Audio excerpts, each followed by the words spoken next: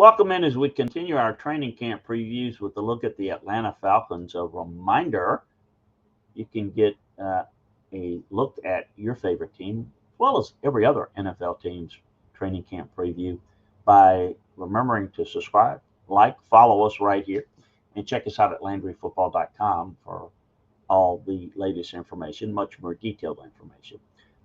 The Falcons, I'm looking at them and wondering how much can the young pass rushers help. They drafted Jelon Walker at 15, James Pierce Jr. at 26 in the first round in April. They also be getting their first contribution from last year's third-round pick, outside linebacker Braylon Trice, who missed 24 season with an injury. They're counting on one of those players, or some combination of all three, boosting what is historically one of the league's worst pass rushes. They finished 31st in sacks last year with 31. It is the only team in the NFL with fewer than 300 sacks over the last 10 years.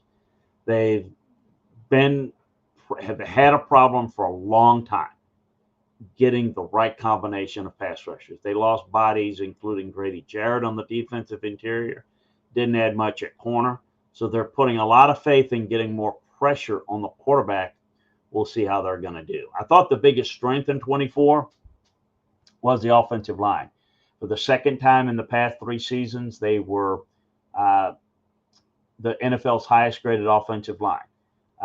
The right guard, Chris Lindstrom, led all guards with a 94% overall grade. They lost center Drew Dahlman in free agency, but returned 4 other starters who graded 70 or above in 24. Outstanding.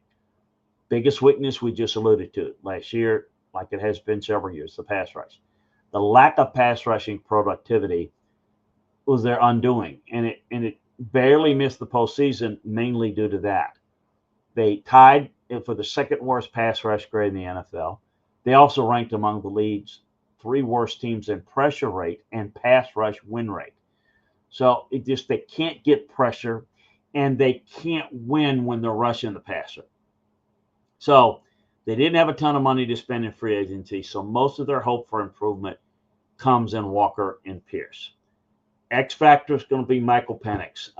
He was thrust into the starting quarterback for the final 3 games of his rookie season, performed very well. In those 3 starts, he recorded an 84 percentile pass grade while using terrific arm talent to generate 9 big-time throws. He's isn't likely to be the most accurate passer, but his ability to generate explosive plays is the perfect complement to their running game, and I think this guy can be pretty good. I talked about the edge rushers. I want to focus again one in particular, James Pierce. They need to pressure the opposing quarterback. That's been the theme of this whole topic here. But few rookies are better equipped to do those than Pierce. Over the past 2 seasons at Tennessee, he racked up 170 pressures, 21 sacks. He's exactly the type of athletic outside backer that Raheem Morris covets, which is likely the reason why they gave up their 26th first-round pick to acquire him. Expect Pierce to get reps early, often, and be dependent upon a lot to improve this Falcons pass rush. A reminder, like, follow us, subscribe, so that you don't miss any of our breakdowns of any of our teams, any of our college or NFL breakdowns for that matter. Also, check us out at LandryFootball.com